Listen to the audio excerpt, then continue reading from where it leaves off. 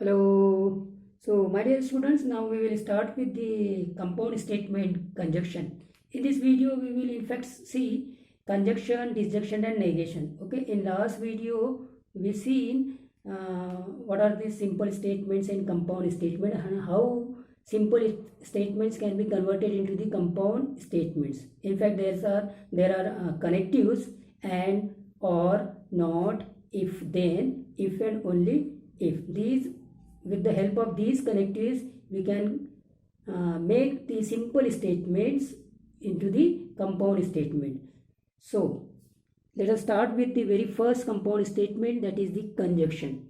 So if P and Q are two simple statements, if P and Q are two simple statement, ठीक है, ये दो simple statements हैं, then P conjunction Q, this is P conjunction Q, P conjunction Q, right. ये conjunction का sign है. देखो यहाँ एंड जो वर्ड है ना उसका साइन ये है, ठीक है. तो दो सिंपल स्टेटमेंट्स के बीच में ये जो साइन है वो एंड का साइन है. तो ये पूरा जो स्टेटमेंट हो गया वो पी कंजक्शन क्यू कहलाएगा. एग्जाम्पल देखते हैं. एग्जाम्पल से 2 इज रैशनल नंबर, ये हो गया स्टेटमेंट पी. और क्यू बोल दिया √2 इज इरेशनल. तो पी कंजक्शन क्यू कैसे बनेगा? ये ऐसे बनेगा कि 2 इज रैशनल और एंड लगा दिया, √2 इज इरेशनल. ये हो गया √2 इज इरेशनल. तो ये मेरा बन गया पी कंजक्शन क्यू. ये साइन है एंड के लिए, जो कनेक्टिव एंड है उसका ये साइन है कंजक्शन का, करेक्ट है. तो ये बन गया पी कंजक्शन क्यू, ठीक है. अब दूसरा, इसमें आप ट्रूथ टेबल देखते हैं. ट्रूथ टेबल क्या होगा? ट्रूथ टेबल, अगर दो सिंपल स्टेटमेंट पी और क्यू है तो ये पहले तो देख लीजिए कि इनमें क्या क्या कॉम्बिनेशन होगा. तो जैसे ये टी होगा तो ये भी टी होगा, ये अगर टी है तो ये एफ हो सकता है, ये अगर एफ है तो ये टी हो सकता है, ये अगर एफ है तो ये एफ हो सकता है. इतने पॉसिबिलिटीज हो गए. अब ये पॉसिबिलिटीज, 4 पॉसिबिलिटीज को लिखने का तरीका भी, जैसे पी आपने देखा तो ये टी टी फिर एफ एफ फिर टी एफ ऐसे लिखते जाना है. तो अपने आप आपके 4 पॉसिबिलिटीज जो होते हैं वो आ जाएंगे, टी एफ टी और एफ एफ, करेक्ट है. अब इसका रूल क्या है? तो P conjunction Q has the truth value T. Rule बता रहा हूँ ट्रूथ टेबल कंजक्शन का, नोट करेंगे. P conjunction Q has the truth value T if both P and Q are true, otherwise P conjunction Q will be false. तो जब P और Q दोनों की ट्रूथ वैल्यू टी होगी ना, तभी पी कंजक्शन क्यू की ट्रूथ वैल्यू टी होगी. तो यहाँ आ जाएगा टी और अदरवाइज ये फॉल्स. तो ये रूल बन गया कंजक्शन के लिए. क्या रूल बन गया? कि P conjunction Q has the truth value T if both P and Q has the truth value T, otherwise false. P conjunction Q नहीं तो फिर फॉल्स होगा. ये रूल एक क्लियर हो गया, बात समझ में आ गई. तो कंजक्शन का साइन ये है. कंजक्शन कैसे बनता है? दो सिंपल स्टेटमेंट के बीच में वर्ड एंड लगा दीजिए. ट्रूथ टेबल क्या है? दोनों के दोनों पी और क्यू की ट्रूथ वैल्यू टी है तो उसकी पी कंजक्शन क्यू की ट्रूथ वैल्यू टी होगी, नहीं तो वो फॉल्स होगा, ठीक है. अब आते हैं इंपॉर्टेंट पॉइंट्स. अब इंपॉर्टेंट पॉइंट्स क्या है उसको चेकआउट करते हैं, ठीक है. इंपॉर्टेंट पॉइंट्स के ऊपर ज़्यादा कंसंट्रेट आपको करना है. क्वेश्चंस जो जहाँ से बनते हैं उसको मैं हमेशा इंपॉर्टेंट पॉइंट्स करके बताता हूँ, ठीक है. ठीक है साहब. तो सबसे पहला बात कि P conjunction Q is Q conjunction P. इसका मतलब it follows the commutative law. It follows commutative law. एक तो ये बात हो गई। अब दूसरा तो बहुत ही इंपॉर्टेंट है। अब मैं आगे इसको सेट थ्योरी से रिलेट कर रहा हूँ, जिससे हम प्रॉब्लम्स को बनाएंगे आसानी से, वो इम्पोर्टेंट है। तो पी कंजक्शन क्यू क्या होगा, देखिए ये पी और क्यू, यहाँ पे पी और क्यू को मैंने जो वेन डायग्राम में हम सेट थ्योरी में यूज़ करते थे ना, सेम यूज़ किया। अभी यहाँ यूनिवर्सल सेट की जरूरत नहीं है, कई लोग यूनिवर्सल सेट बताते, हमें ज़रूरत नहीं है। आप ये मानिए कि ये ही यूनिवर्सल सेट है, ठीक है, यहाँ पे यही काम करेंगे। तो पी एक सिंपल स्टेटमेंट है, क्यू इज सिंपल स्टेटमेंट है, both are represented by this circles, correct है। अब यूनियन के ऑपरेशंस में जो हमने ये वाले पोर्शन को रिप्रेजेंट किया था, इस पोर्शन को हमने किससे रिप्रेजेंट किया था, पी इंटरसेक्शन क्यू। तो यहाँ पर ये हो जाएगा पी कंजक्शन क्यू, ठीक है, ये हो जाएगा पी कंजक्शन क्यू, इसको हम बोलेंगे पी कंजक्शन क्यू। अब ये काम की चीज़ है। तो इससे जो आगे मेंस लेवल के जो क्वेश्चन है जिसमें एंड, नॉट और कनेक्टिव्स यूज होते हैं, उसके बड़े बड़े प्रॉब्लम्स हम ये वेन डायग्रामेटिकली बहुत आसानी से सॉल्व कर सकते हैं। और ये वेन डायग्रामेटिकली यहाँ वर्क क्यों करते हैं, क्योंकि एक ही बंदा है जिसने ये लॉजिक और सेट थ्योरी दोनों को इंट्रोड्यूस किया है, वो डी मॉर्गन्स, ठीक है, डी मॉर्गन्स ने ये लॉजिक और सेट थ्योरी डेवलप की है। तो इसीलिए यहाँ पे जो सेट थ्योरी का इंटरसेक्शन का ऑपरेशन है, वो लॉजिक के कंजक्शन स्टेटमेंट से को रिलेट हम कर सकते हैं, एज इट इज़ वर्क करता है। तो ये दो बड़े इंपॉर्टेंट पॉइंट्स। अब एक काम करते हैं, कंजक्शन के ऊपर जो ट्रूथ टेबल के ऊपर प्रॉब्लम्स है उसको देख लेते हैं। तो वो प्रॉब्लम है, देखिए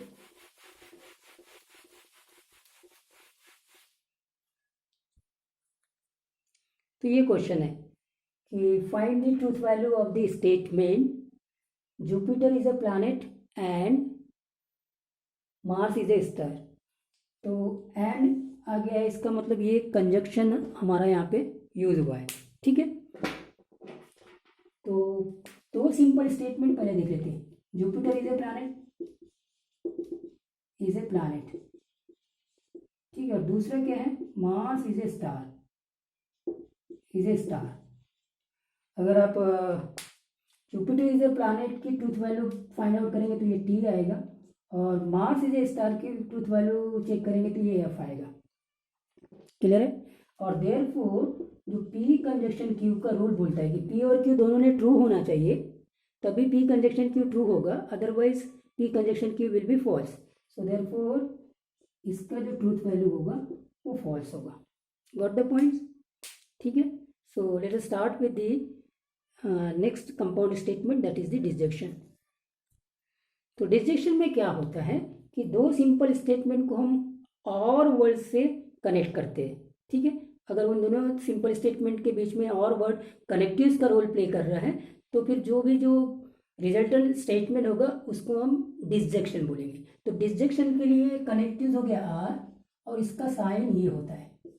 जो यूनियन का जो सेट थ्योरी का ऑपरेशन है उससे हम इसमें को रिलेट करेंगे। बहुत इंटरेस्टिंग है, ये बहुत इंटरेस्टिंग है। तो पी डिसजंक्शन क्यू, इसको हम बोलेंगे पी डिसजंक्शन क्यू, ये हो गया P disjunction Q. Got the point.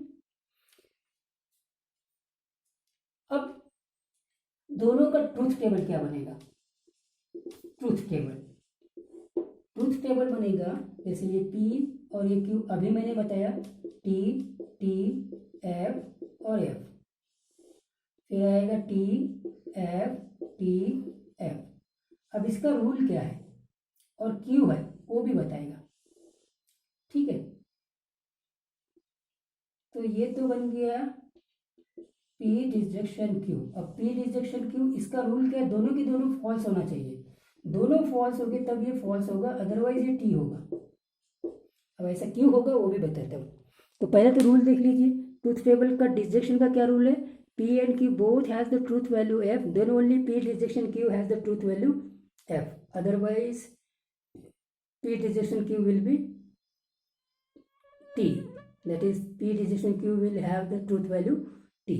अगर दोनों पी और क्यू की ट्रूथ वैल्यू एफ है तब तो हम बोलेंगे कि पी डिसजंक्शन क्यू की ट्रूथ वैल्यू एफ होगी, ठीक है। ओके, अब यहाँ फिर से जो इम्पोर्टेंट पॉइंट्स है उसको बताते हैं। यहाँ पे भी वही है, P disjunction Q is equal to Q disjunction P, मतलब ये भी कम्यूटेटिव लॉ को फॉलो करता है।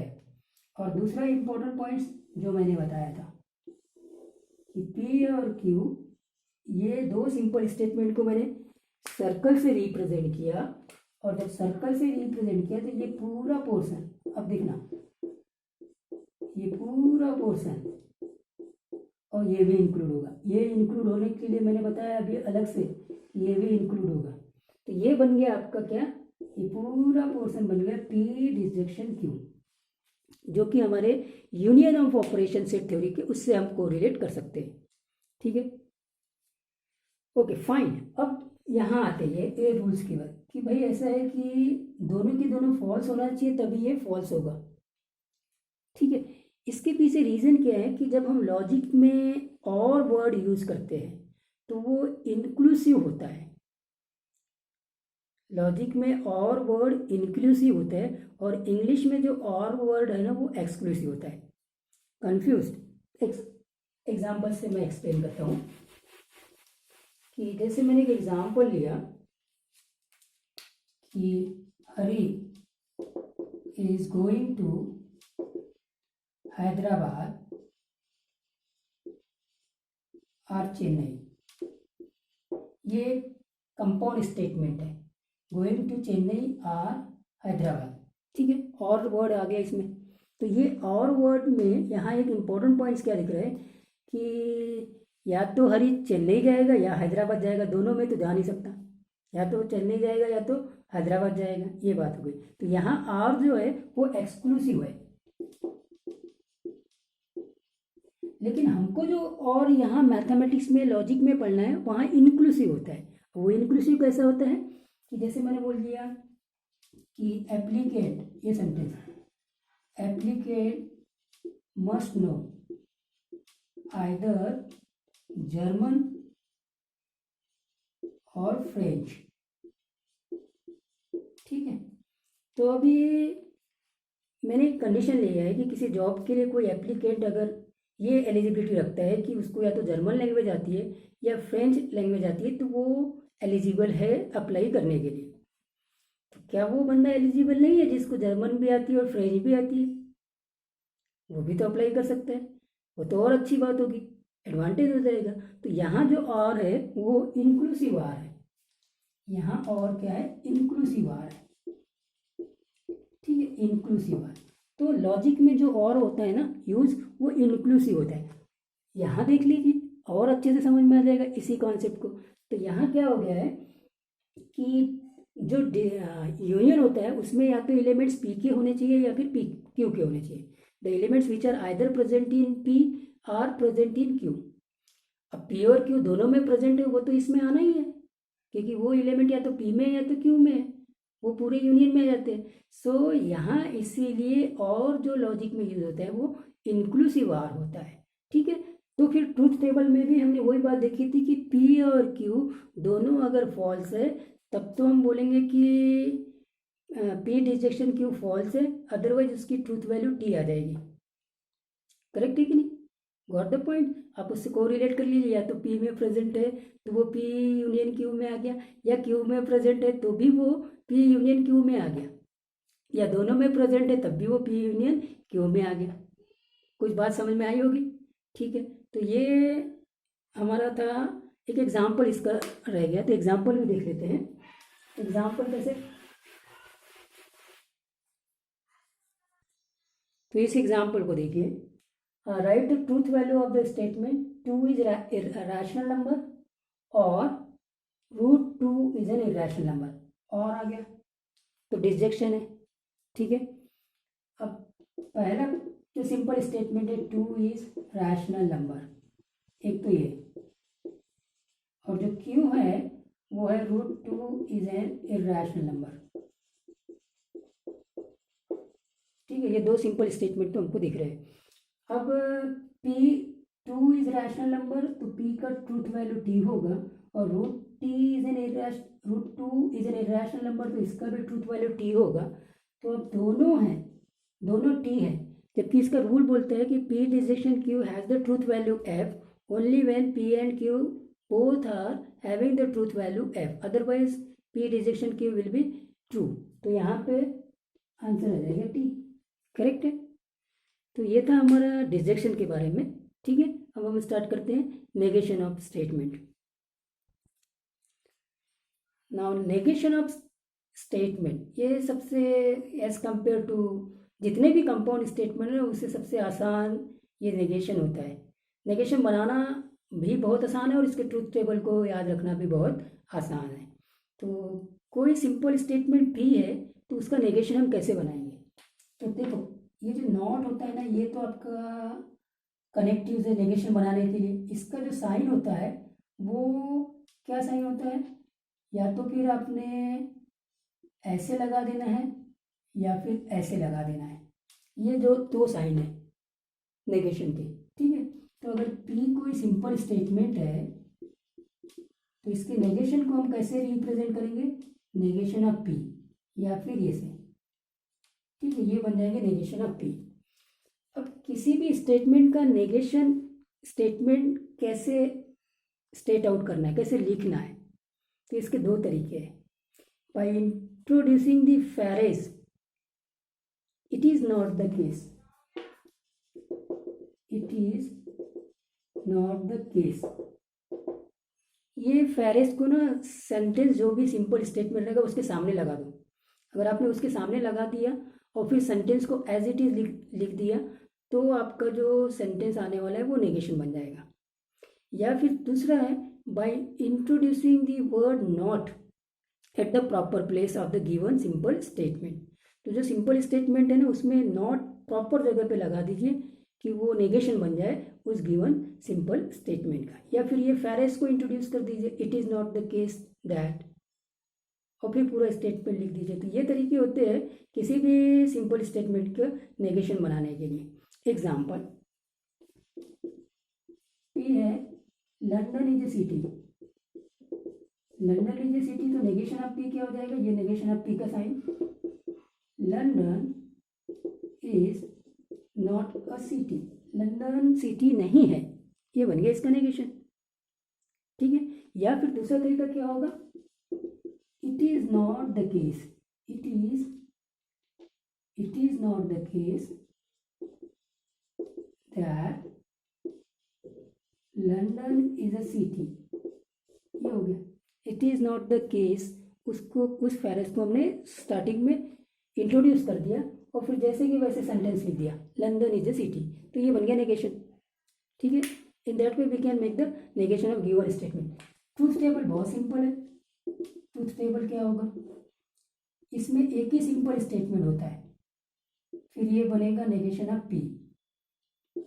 ठीक है। तो ये एक ही सिंपल स्टेटमेंट या तो ट्रू होगा या तो फॉल्स होगा, या तो ये ट्रू है या तो ये फॉल्स है। तो ये जो ट्रू होगा तो नेगेशन ऑफ P फॉल्स होगा, और ये अगर फॉल्स होगा तो नेगेशन ऑफ P ट्रू होगा। ये बन गया नेगेशन का ट्रूथ टेबल। ठीक है। अब नेगेशन का जो इम्पोर्टेंट पॉइंट्स है कि हम वेन डायग्रामेटिकली इसको कैसे रिप्रेजेंट करेंगे। अभी आपने यूनियन वाला देखा कि वो डिजेक्शन में एज इट इज़ वर्क करता है, और इंटरसेक्शन का जो सेट का जो वेन डायग्राम होता है वो कंजक्शन में एज इट इज़ वर्क करता है। तो नेगेशन में क्या, नेगेशन में आएगा इंपॉर्टेंट पॉइंट्स। ठीक है, ये बहुत ही इंपॉर्टेंट है। कॉम्प्लिकेटेड प्रॉब्लम इसी से सॉल्व होंगे। तो ये P और ये Q हो गया। ठीक है, ये P और ये Q। अब ध्यान देना, सेट थ्योरी आपको मालूम है, डिफरेंस ऑफ ए सेट्स में हमने देखा था।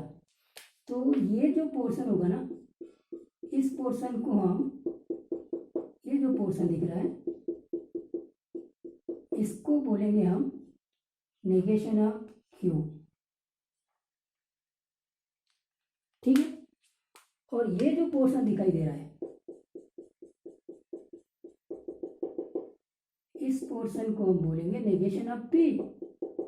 बहुत इंपॉर्टेंट है, ध्यान रखना। इसको हम बोलेंगे नेगेशन ऑफ P।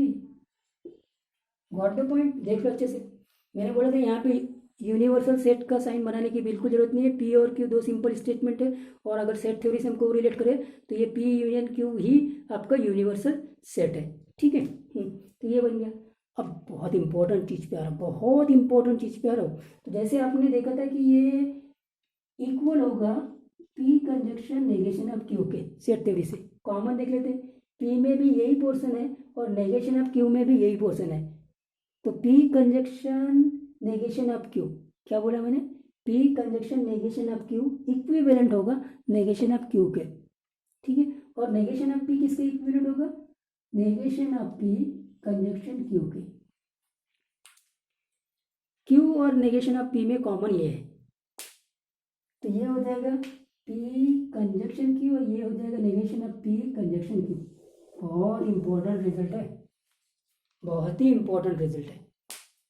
तो आपको मैंने कंजक्शन के लिए भी वेन डायग्राम बताया, डिसजंक्शन के लिए भी वेन डायग्राम बताया और इसके लिए बताया। अब एक जल्दी से लास्ट प्रॉब्लम करते हैं इसके ऊपर। So see the question, which of the following is not a negation of the statement. अब बहुत सारे इंपॉर्टेंट पॉइंट्स को आप चेक करना, बहुत इंपॉर्टेंट क्वेश्चन है।